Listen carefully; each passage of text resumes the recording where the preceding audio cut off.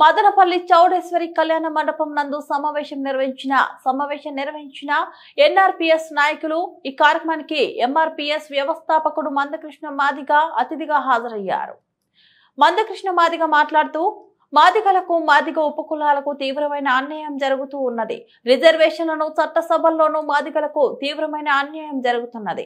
ఈ ఎస్సీ వర్గీకరణ ద్వారా మాదిగలకు మాదిగ ఉపకులాలకు న్యాయం జరుగుతుందని అన్నారు. ఈ కార్యక్రమంలో అన్నమయ్య జిల్లా ఎంఆర్పీఎస్ నాయకులు రవీంద్ర, నరేంద్రబాబు పాల్గొన్నారు.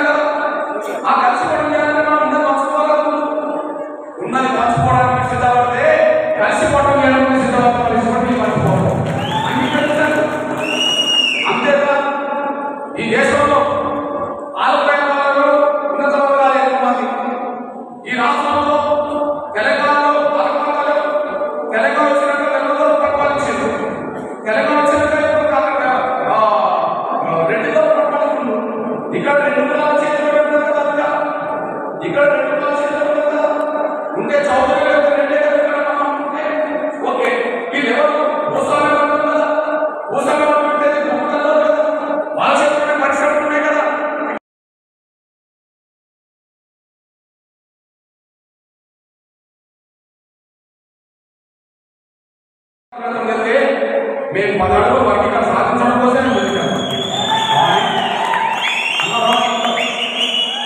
రాజ్యాంగం ఏనాడు కానీ మీరు అడ్డుకోవడం ద్వారా దళిత ఉమ్మడి ప్రయత్నాలు జరుగుతుందనేసి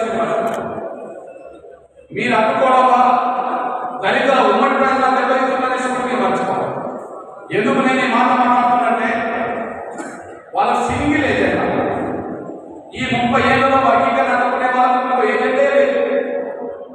మీరు అర్థం చేసుకోండి. ఈ 30 ఏళ్లలో మన పోరాటానికి అర్థం చదువుతున్న వాళ్ళకి ఏదంటే లేదు. రిజర్వేషన్ ఫలాలు ఏకపక్షంగా మేము ఎక్కుతాం, మేము వర్గీకరణ అనుకుంటామని తప్ప ఇప్పుడు లేదు. కానీ మనం 30 ఏళ్ళే కాదు. ఎంఆర్ఎస్ వర్గీకరణ కోసం ఉద్యోగం మొదలుపెట్టినా సమాజం కోసం కూడా మనం పోరాటం చేసుకుని వచ్చాం. ఎందుకంటే సమాజంకి మనం రుణపడుతున్నాం కాబట్టి సమాజం కోసం కూడా పోరాటం చేస్తున్నట్టు వచ్చేసింది. అందులో భాగమే ఎస్సీ ఎస్టీ ఉద్యోగస్తులకు ప్రమోషన్ రిజర్వేషన్ సాధించారు. అందులో భాగమే గుండె జబ్బుతో బాధపడుతున్న పేదల పక్షాన నిలబడి ఆరోగ్యశ్రీ పథకాన్ని మనం సాధించాం. అందులో భాగమే కాలు లేని చేతులు లేని కళ్ళు లేని నా వికలాంగుల పక్షాన నిలబడి దేశం ఎక్కలేని విధంగా 6,000 రూపాయల పెన్షన్ మనం సాధించాం.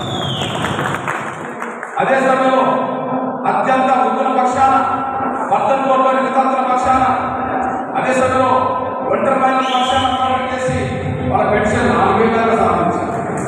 అంతకుముందు 4 కిలోలు బియ్యం ఉంటే దాని 1 కిలో పెంచి 5 కిలోలు సాధించారు. ఇవన్నీ సమాజానికి అందుతున్నాయి, ఇవన్నీ సమాజానికి అందుతున్నాయి, మానవులకే కాదు. అంటే మనకి ఏం ప్రయోజనాలు ఉన్నాయి? మానవ ప్రయోజనాలు ఉన్నాయి, సమాజ ప్రయోజనాలు ఉన్నాయి. ఎందుకంటే మానవ ప్రయోజనాల కోసం మనం ఉద్యోగం చేస్తున్నాం, సమాజం కూడా మనకు అండగా నిలబడి. కాబట్టి సమాజానికి కూడా తిరిగి మనం సేవ చేయాలి కాబట్టి సమాజం కోసం ఎన్నో ఉద్యోగాలు చేసి కష్టాలు చేశారు.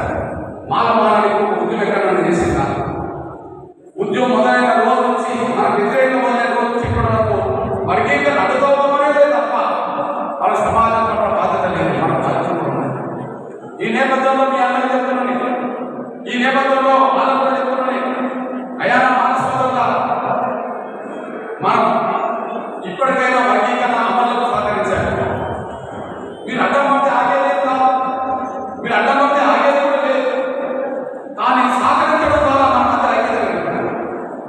మీరు సహకరించడం ద్వారా, మీరు అంగీకరించడం ద్వారా, మీరు ఒప్పుకోవడం ద్వారా మన మధ్య ఐక్యత కలుగుతుంది.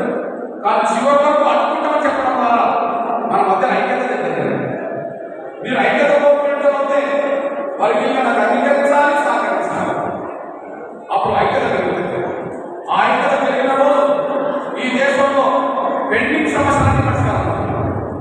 నేను మీ అన్నగా చెప్తున్నాను, ఈ దేశంలో దళిత ఉమ్మడి వర్గాల పెండింగ్ సమస్యలు చాలా ఉన్నాయి.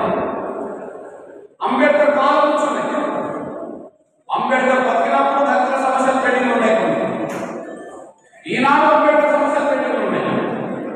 అంబేద్కర్ జడ్జిరావు పార్లమెంట్లో ఉన్నాడు, జడ్జిరావు కాశీరామారావు కాశీరామారావు రామరాజు భాస్కర్ ఉన్నటి వరకు మాయావతి కూడా పార్లమెంట్లో ఉన్నారు. కానీ సమస్యలు పెండింగ్లో ఉన్నాయి, సమస్యలు పెండింగ్ ఉన్నాయి. నేనేం చెప్తున్నా, దళితుల దేశంలో కూడా దళితుల ఉమ్మడి సమస్యలు చాలా పెండింగ్ ఉన్నాయి. అది ఇప్పటి నుంచి కాదు, అంబేద్కర్ కాలం నుంచి కూడా ఉన్నాయి. అంబేద్కర్ బతికినప్పటి నుంచి ఉన్నాయి. అంబేద్కర్ పార్లమెంట్లో ఉన్నప్పటి నుంచి ఉన్నాయి. అది వాస్తవం.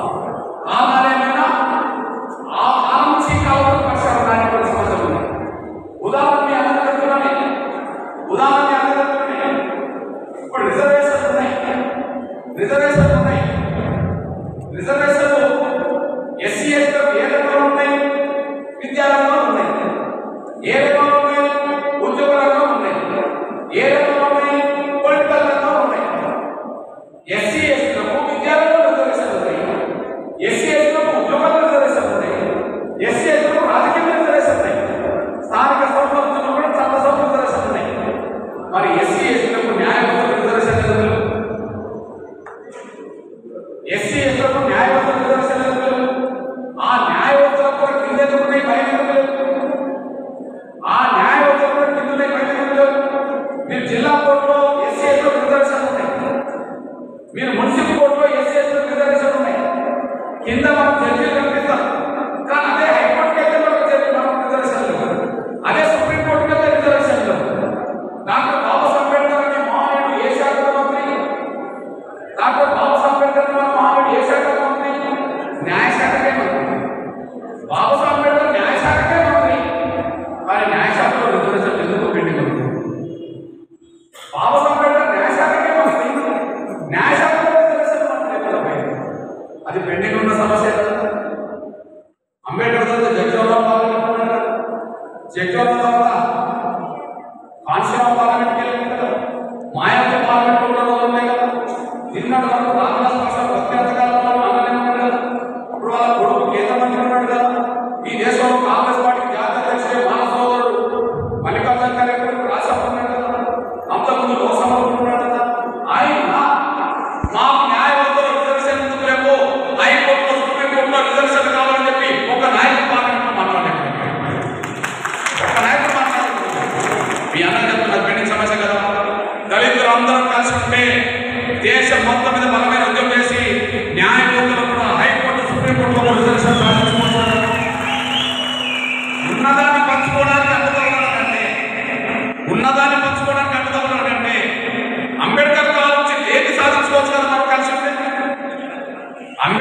దశాబ్దాల నుంచి లేని సాధించుకోవచ్చు కదా మనం కలిసి ఉంటే.